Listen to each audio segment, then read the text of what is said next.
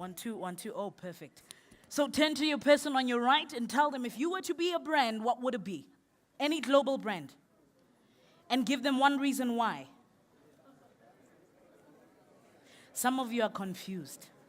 You call yourself entrepreneurs. A brand, Coca-Cola, Nike.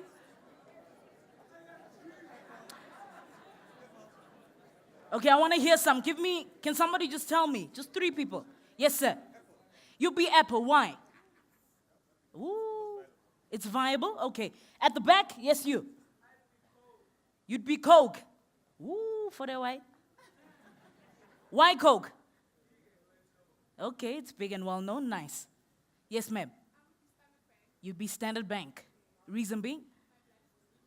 Your blood is blue. Huh? Okay. All right, I still like that. Anyway, last one at the back. Yes, sir. Oh, so are you a ma'am? Okay, yes, ma'am. Oh, I see the hair now. Okay, shake it again, girl. Shake it. You'd be Amazon. Reason being? The money, girl. The chankura. But you don't see Amazon's money. It's easily accessible. Give yourselves a round of applause. And for those who don't know what brands that you want to be or would like to become one day, it's time for you to investigate, and I hope by the time you leave the summit, you would know. But here's the thing. Anything that you have the ability to see, you have the ultimate ability to achieve. I'm going to say that again. Anything that your eyes can see, can certainly achieve. So if you think you can be a Standard Bank or you can be a Coca-Cola, there is something about Coca-Cola and Standard Bank that resonates with your brand. And it's now time to then unleash it. You are on earth to unearth who on earth you are. You are on earth, meaning the location and the landscape. Okay? It's got things, it's got criterias. As an entrepreneur, you have a territory. You cannot even begin to maximize your profit without understanding the landscape or the location that you are targeting. Are we together? And part of understanding the landscape is understanding the market. Okay? So you are on earth to unearth, meaning as an entrepreneur, there are capabilities. There are gifts, there are talents. There is a pearl, or rather pearls of wisdom. There are skills in you that need to be unleashed. And so some of you, that unleashment can only happen through your pain, through your rejection, and through your vulnerabilities. Let me give you an example. Some of you might have been raised in families where there was extreme poverty.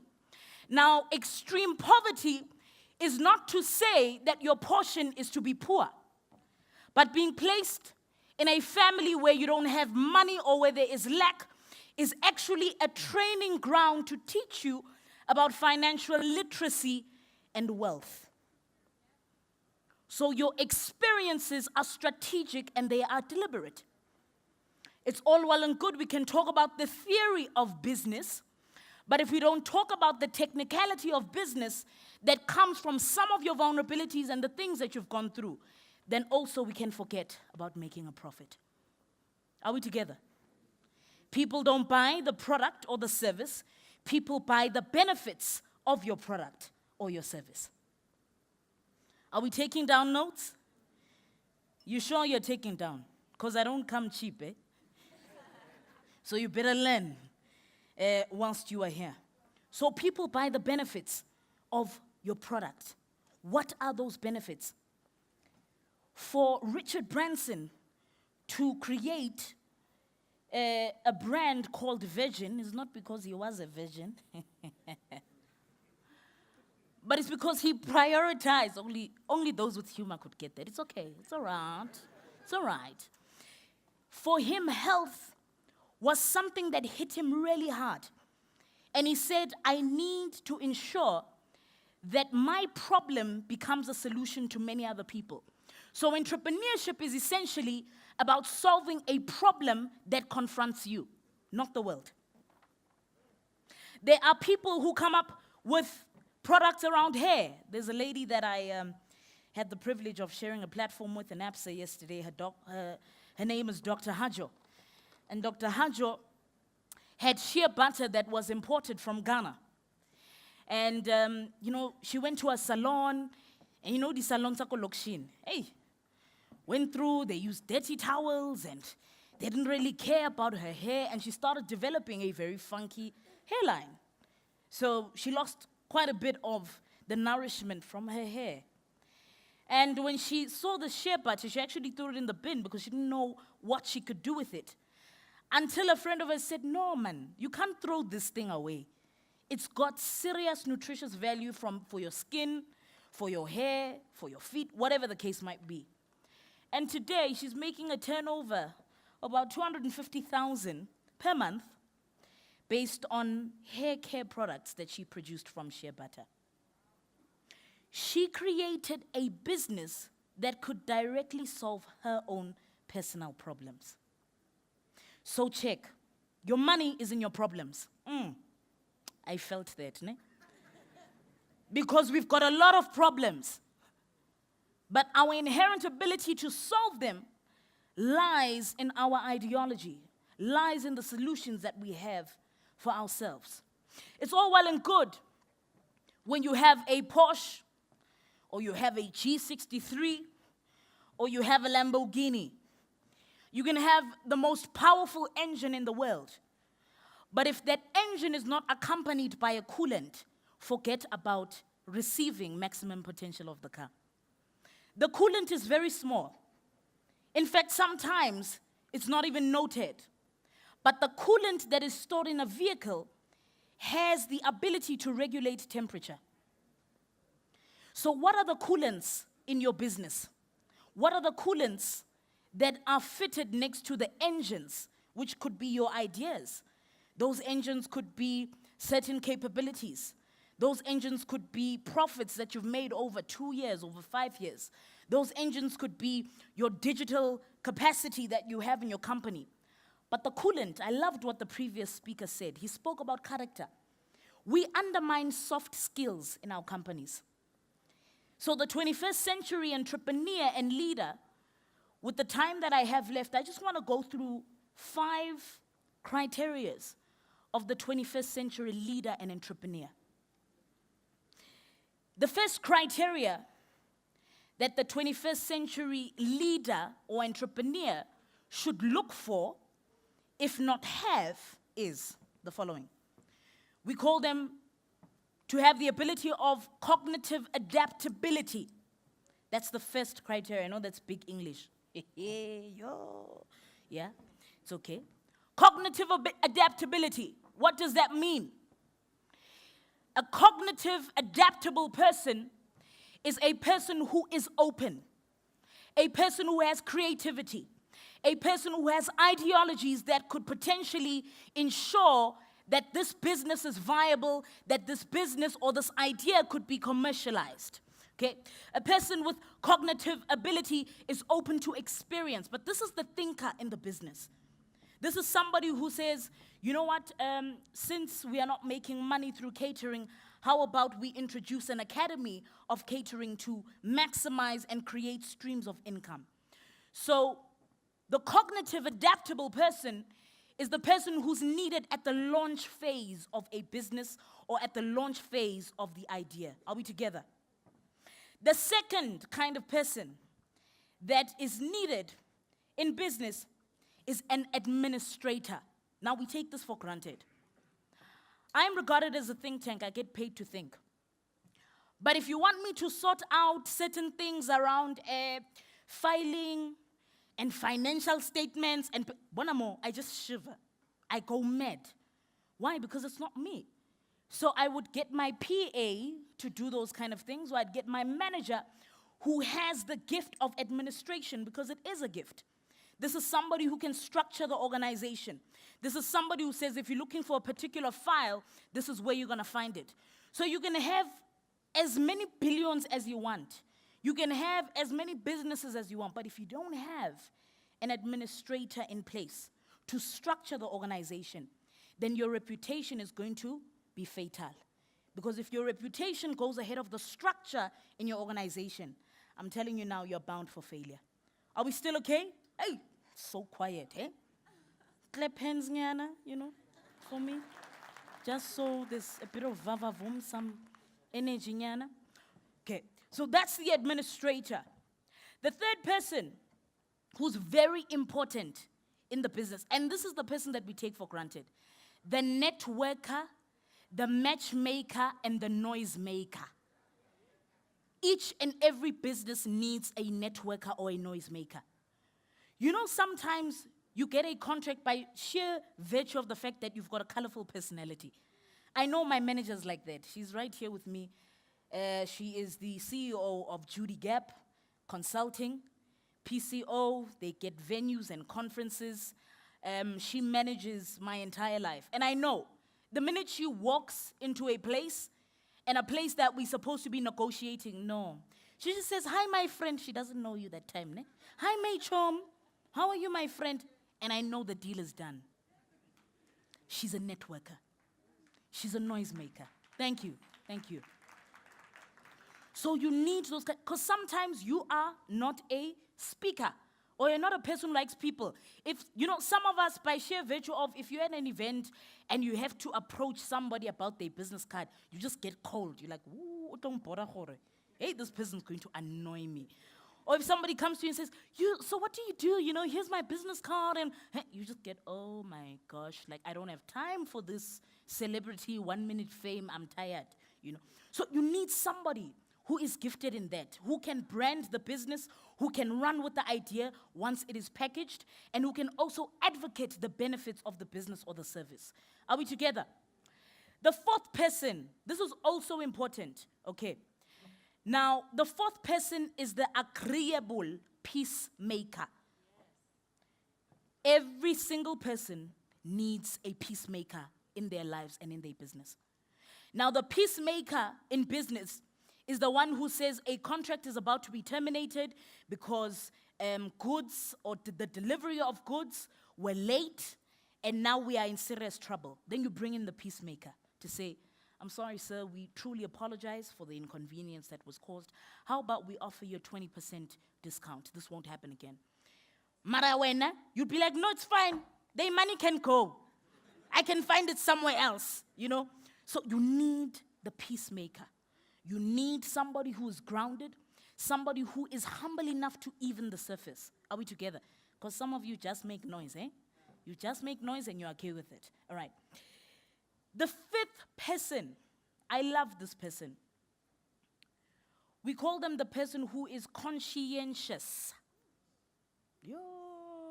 Some of you didn't even learn this word in metric, eh? Conscientious, right?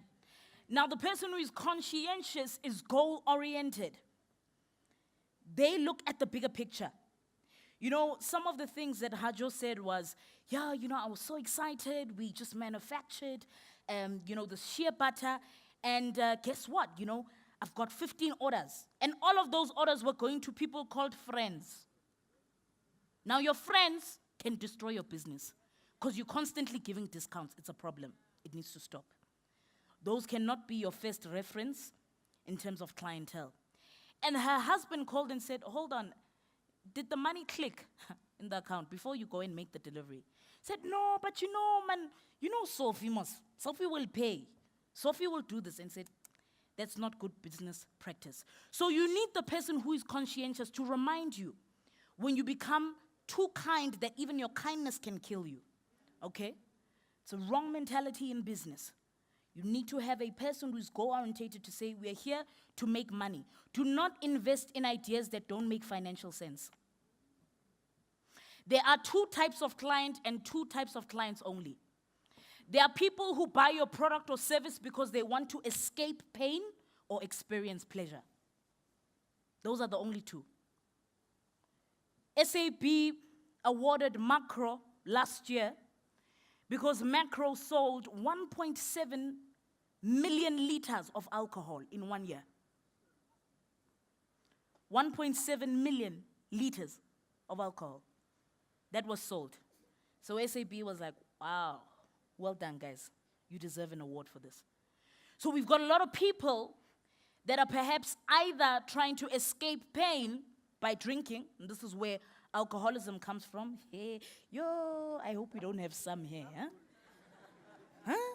Because they say people who drink wine are lonely people, people who drink whiskey are angry people, and people who drink ciders don't have self-control.